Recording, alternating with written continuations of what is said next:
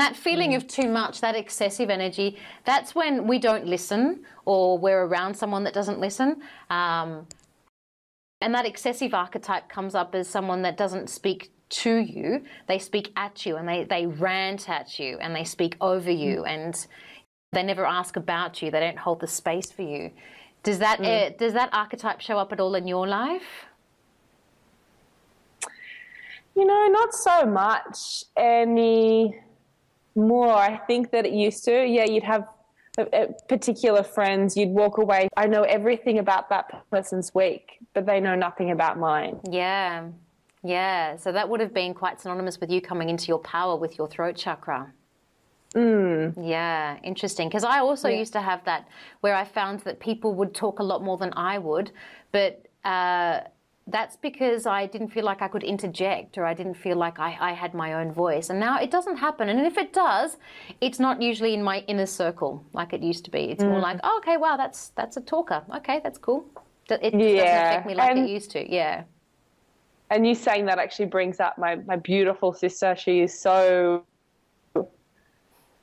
She communicates. She's a great talker. She could talk for Australia, and she's wonderful. But when I'm with her sometimes, I find myself reverting back to that little girl who was bossed, and you know, my sister would time me to run upstairs and get her pajamas or get something from upstairs, or, you know, she'd always be asking me for my pocket money. And so, you know, even to this day, I still feel myself being kind of that little girl who was being talked at and bossed and listened. And that's just us finding our new relationship as women. Yeah. Precisely.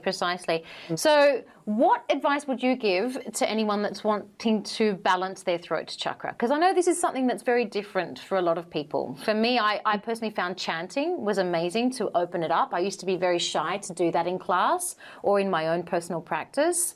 What's worked for you?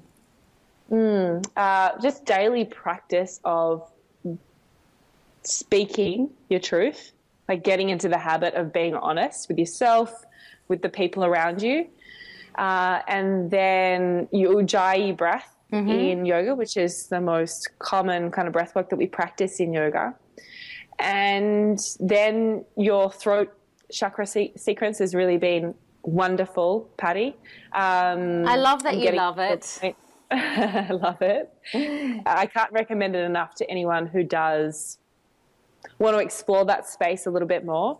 I'm still relatively new to the, I guess, kundalini practice, and every time that I do practice it, I am finding I get something out of it more and more. That sequence in the e-course is really good. There's a lot of neck turns as well, which open up that energy center. But even more than that, just going back to the daily practice of getting into the habit of being honest. Yes. Speaking up. Yes. And you know, even for me, because that has been such a learning for me, my teacher trainings, my Inspired Leaders teacher trainings, one of the main parts of that course is, yes, you at the end of it, you're a qualified teacher and you know about the asana, you know about the anatomy and the physiology. But more than anything, it's about finding your voice and what's the message and what are you communicating to the world.